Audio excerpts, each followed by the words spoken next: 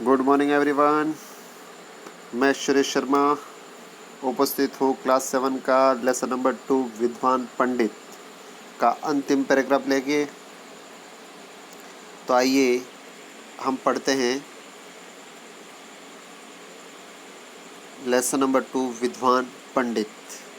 जैसा कि हमने जाना कि सुदर्शन नामक राजा जो था वह अपने पुत्रों के लिए चिंतित था और उस चिंता का निराकरण विष्णु शर्मा नामक पंडित ने किया। आगे की कहानी देखते हैं। तत ते राजकुमारा विद्यालाभाय विष्णु शर्मा पंडितेन स अगच्छन। उसके पश्चात वे सभी राजकुमार विद्यालाभ के लिए विष्णु शर्मा पंडित के सह के मतलब साथ में अगच्छन यानी कि वहाँ उसके साथ उसके घर पर पहुँच गए। विष्णु शर्मा पंडित पशु पक्षिणाम कथाभिः तेषां राजपुत्राणाम मनोरंजनम कुर्वन्।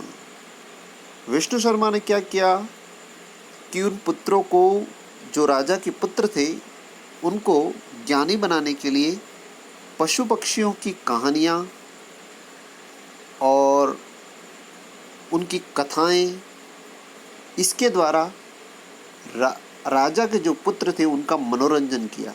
यानी कि उनको बहुत सारी कहानियाँ सुनाई, बहुत सारी कहानियों के द्वारा उसका मनोरंजन किया। वो भी सरलतमा तेभ्यम नीतिशास्त्र ज्ञानम अपि अशिक्षयत।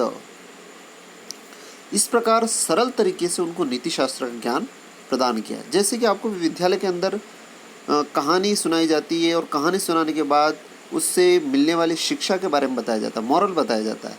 तो इससे आपको उस कहानी के द्वारा प्राप्त होने वाले ज्ञान को हम निश्चित कर लेते हैं, संचित कर लेते हैं और उसका हम जीवन में उपयोग करते हैं।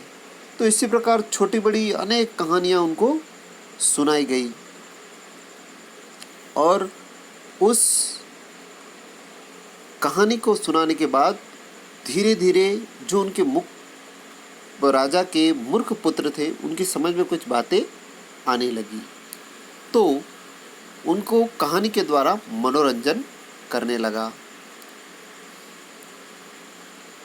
कालेन ते मूर्खा राजकुमारा, कालेन यानी समय बीतने पर, यानी बहुत समय लगा, लेकिन समय के साथ ते मूर्खा राजकुमारा, वे मूर्ख पुत्र जो थे राजा के, राजकुमार थे, वह प्राज्ञा नीतिशास्त्रेषु च परम निपुणा अभवन। धीरे धीरे उनकी बुद्धि सटीक हुई, ज्ञान प्राप्त किया और नीति शास्त्र में वे निपुण हो चुके। राजा सुदर्शनम सुशिक्षितान स्वपुत्रान दृष्ट्वा परम संतुष्ट अभवत। अब राजा ने जब उनके पुत्रों को देखा कि मेरे पुत्र सुशिक्षित हो चुके हैं और वे, उनको देखकर संतुष्ट हुआ, खुश हुआ कि वाकई विष्णु शर्मा ने इस कार्य को किया कि मेरे जो मूर्ख पुत्र थे वह आज एक उच्च बुद्धि लब्धि के साथ ज्ञानवान बने हुए हैं। स विष्णु शर्मा पंडिताय विपुलम धनराशिम पुरस्कार रूपेण अयच्छत। इस प्रकार विष्णु शर्मा को राजा ने बहुत सारा धन पुरस्कार रूपेण, पुरस्कार के रूप में अयच्छत प्रदान किया। पुरस्कारम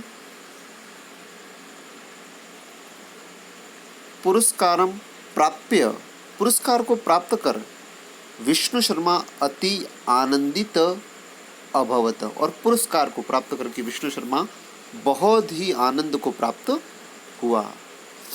तो इस पूरी कहानी के अंदर हमने देखा कि छोटी बड़ी कहानियाँ जो आप जीवन में पढ़ते हो, उन समस्त कहानियों से हम कुछ न कुछ सीखते हैं। और जो जड़ बुद्धि होते हैं, जो हम मानते हैं कि जो पढ़ नहीं सकते वे भी ज्ञानवान हो सकते हैं, विष्णु शर्मा ने जो कहानियाँ उन बालकों को सुनाई थी, उन कहानियों की किताब है, उसका नाम है पंचतंत्र, जो आपको कहीं पे भी उपलब्ध हो सकती है। आपको कहीं विद्यालय के पुस्तकालय में और यूट्यूब पे भी पंचतंत्र की पुस्तक उपलब्ध हो सकती है, तो जिसको आप पढ़ सकते हो कि किस प्रकार उन्होंने कौन कौन सी कहानियाँ सुनाई थी। और विष्णु शर्मा के बारे में आप वहाँ से उनकी कई पुस्तकें हैं जो उसकी भी जानकारी ले सकते हो और आप भी पढ़ सकते हो। तो यहाँ पे जैसा कि इस लेसन में बताया गया है कि सुदर्शन नामक राजा, जिसके पुत्र थे वह अशिक्षित थे, और उनको शिक्षित करने के लिए राजा ने सभा में सभी पंडितों को बुलाया था और कहा था कि जो भी मेरे पुत्र को शिक्षित और सर्वगुण संपन्न करेगा उसको मैं धन प्रदान करूंगा। यह कार्य विष्णु शर्मा ने उन राजा के पुत्रों को ले जाकर अपने आश्रम में पढ़ाया और पशु पक्षियों की कहानियाँ के द्वारा उन्हें शिक्षित किया और वो पुरस्कार उन्होंने प्राप्त किया। तो आपको इस लेसन के समस्त शब्दार्थ याद करने हैं, साथ ही इस लेसन को 2-3 बार पढ़ना है और इसके कठिन शब्दों को अच्छी तरह से याद करना है। धन्यवाद।